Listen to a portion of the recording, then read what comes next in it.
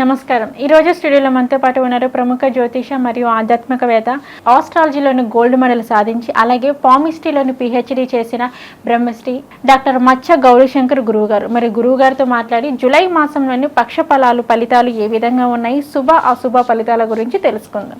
నమస్కారం గురువు. గురువుగారు, మీనరాశి వారికి వచ్చేసి జూలై మాసంలోని పక్ష ఫలాలు జూలై 15 నుంచి 31వ తారీఖు వరకు మరి వీరికి ఏ విధంగా ఉండబోతుంది అంటారు? ఆల్రెడీ వీరు ఏలినట్స్ అనేది బాధపడుతున్నారు కాబట్టి మరి ఈ 15 రోజుల్లోని వీరు ఎటువంటి ఫలితాలను అందుకోబోతున్నారు అంటారు గురువుగారు? ఓం శ్రీ గణేశాయ నమః, శ్రీ సరస్వతే నమః, శ్రీ పాదవల్లభ నృసింహ సరస్వతి, శ్రీ గురు దత్తాత్రేయాయ నమః. గురు బ్రహ్మ గురు విష్ణు గురుదేవో మహేశ్వరః, గురు సాక్షాత్ పరబ్రహ్మ తస్మై శ్రీ గురవే నమః. ఓం అసాధ్య సాధక స్వామి అసాధ్యం తం కిం వద రామదూత కృపాసింధో మత్ కార్యం సాధేన ప్రభు. జ్ఞానానందమయం దేవం నిర్మల స్ఫటికాకృతిం ఆధారం సర్వ విద్యానాం హైగ్రీవముపాస్మే. శ్రీ గురుదేవోభ్యాయ నమః. మీనరాశి వారికి కొంత అనుకూలంగానే ఉంది తల్లి.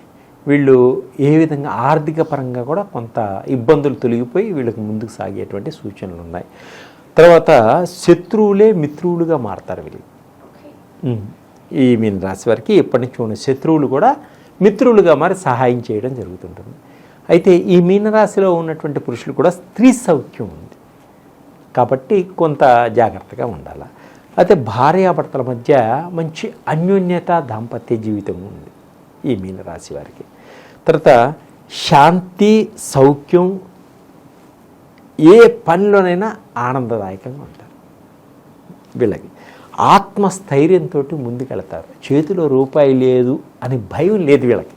ఎందుకంటే గుండె ధైర్యం ఉంది, ఆత్మస్థైర్యం ఉంది, ఏదైనా సాధిస్తాం అనేటువంటి ఆత్మస్థైర్యం ఉంది కదా. దాంతో వీళ్ళు ఏదైనా సాధించగలుగుతారు ఈ మీనరాశి వాళ్ళు. అవసరానికి ధనం కూడా చేతికి అందుతుంది. ఏదైతే కావాలనుకుంటారో ఆ టైంకి వీళ్ళకి అందుబాటులోకి వచ్చేస్తాయి. ఏది కావాలనుకున్నా నాకు ఇది కావాలి అనుకుంటే దైవపరంగా వాళ్ళకి ఆ టైంకి అందిపోతాయి. మొండి పట్టుదలతోటి అన్ని పనులు చేస్తారు. మొండిగా చేస్తారు పనులు, మామూలుగా చేసేది కదా. పని ఖచ్చితంగా అవుతుంది. అలాగే కోర్టు కేసులు ఎప్పటి నుంచో వాయిదా పడుతున్న కోర్టు కేసుల్లో కూడా మంచి విజయాన్ని సాధిస్తారు. వీళ్ళ తల్లిదండ్రుల నుంచి వచ్చే ఆస్తిపాస్తులు కూడా వీళ్ళకి రావడం జరుగుతుంది.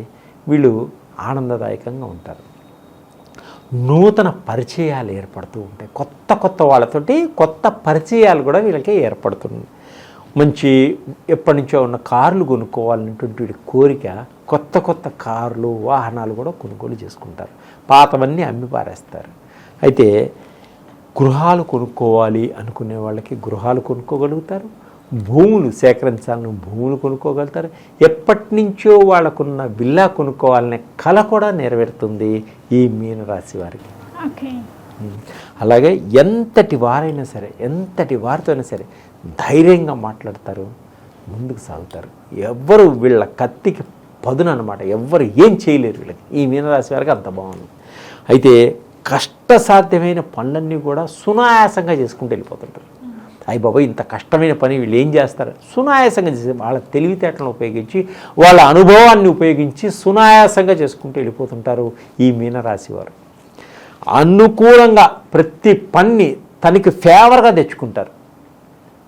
అందువల్ల ఏ పనైనా ఆర్థిక పరంగా కూడా చాలా బాగుంటుంది వీళ్ళకి. అయితే ఈ మీనరాశి వారికి విద్యార్థులకు కూడా అనుకూలమైనటువంటి కాలం. అంటే మంచి ర్యాంకులు తెచ్చుకోగలుగుతారు, మంచి జ్ఞాపక శక్తి ఉంటుంది. వీరు తల్లిదండ్రులకు మంచి పేరు ప్రతిఖ్యాతులు తెచ్చేవారుగా ఉంటారు విద్యార్థులు ఈ మీనరాశి వారు. అలాగే ఉద్యోగస్తులకు కూడా ఆర్థిక పరంగా చాలా బాగుంటుంది. అంటే వీడికి ప్రమోషన్లు రావడం కానీ, స్థల మార్పిడి మటుకు జరుగుతుంది. ప్రమోషన్స్ కూడా వస్తాయి, ఇంక్రిమెంట్స్ వస్తాయి. అధికారులకు మటుకు పెద్ద పోస్టులు వచ్చేటువంటి సూచనలు. అంటే మంచి అధికారంలో ఉన్నటువంటి అధికారులకి పెద్ద పోస్టులు వచ్చేటువంటి సూచనలు కూడా కనిపిస్తున్నాయి. అంటే రాజకీయ నాయకుల యొక్క సహాయ సహకారాలు కూడా వీళ్ళకు ఉంటాయి పెద్ద అధికారులకి. దానివల్ల వీళ్ళకి మంచి ఒక రేంజ్లో ఉండగలుగుతారు. అలాగే రాజకీయ నాయకులకు కూడా మంచి తెలివితేటలతోటి, వారి యొక్క అనుభవంతో మంచిగా ముందుకు సాగేటువంటి సూచనలు కనిపిస్తాయి. అంటే అందరిలో గొప్పవారుగా గుర్తించబడగలుగుతారు ఈ మీనరాశి వారు. ఈ మీనరాశి వారు ఇంకా ఆర్థిక పరంగా పెంపొందించుకోవడానికి రకరకాల ప్రణాళికలు వేసుకుంటారు, రకరకాల మార్గాలను అనుసరించడం జరుగుతూ ఉంటుంది ఈ మీనరాశి వారికి. అలాగే అత్తామామల నుంచి వచ్చేటువంటి ఆస్తిపాస్తులు కూడా వీళ్ళకి అనుకోకుండా రావడం జరుగుతుంది. ఉన్న ధనం కన్నా అధికమైనటువంటి ధనం రావడం, ఈ అధికమైన ధనాన్ని కొన్ని చోట్ల పెట్టుబడులుగా పెట్టడం, కొన్ని సంస్థలలో, దానివల్ల మళ్ళీ ధనం రావడం, వీళ్ళకి అనుకూలంగా అన్ని విధాలుగా ధన ప్రాప్తి కలిగేటువంటి సూచనలు కనిపిస్తున్నాయి వీరికి. కోర్టులో కొన్ని సమస్యలకి ఇరుక్కున్న వాళ్ళకి కూడా సమస్యల నుంచి బయటపడిపోతారు. అంటే వేరే సమస్యల్లో వెళ్ళినప్పుడు ఇరికిచ్చిన వాళ్ళు కూడా ఆ సమస్యల నుంచి బయటపడతారు. అంటే వీరు ఏ ఇబ్బందులకి గురి అవ్వాల్సిన అవసరం లేదు, దైవపరంగా బయటపడిపోతారు. అంటే లేనిపోని నిందలు వీళ్ళ మీద పడ్డా ఆ నిందలన్నీ కూడా మాసిపోతాయి. పోలీసు రంగంలో ఉన్న వాళ్ళకి, తర్వాత సైన్యాది రంగంలో ఉన్న వాళ్ళకు కూడా మంచి గుర్తింపు వస్తుంది. సైన్యంలో పనిచేసే వాళ్ళకు ఒక మంచి దేశభక్తుడిగా గుర్తింపు వస్తుంది. ఈ పోలీసు రంగంలో పనిచేసే వాళ్ళకు కూడా నీతి నిజాయితీగా పనిచేసే వాళ్ళకు కూడా మంచి గుర్తింపు రావడం జరుగుతుంది. ఒక ప్రమోషన్స్ కూడా వచ్చేటువంటి సూచనలు ఉన్నాయి. అలాగే రైతులకు కూడా చాలా బాగుంటుంది, రైతులకు కూడా ఆదాయపరంగా బాగుంటుంది. తర్వాత రియల్ ఎస్టేట్లో పనిచేసే వారికి కూడా అన్ని విధాలుగా వారికి కొంత లాభదాయకంగా ఉంటుంది.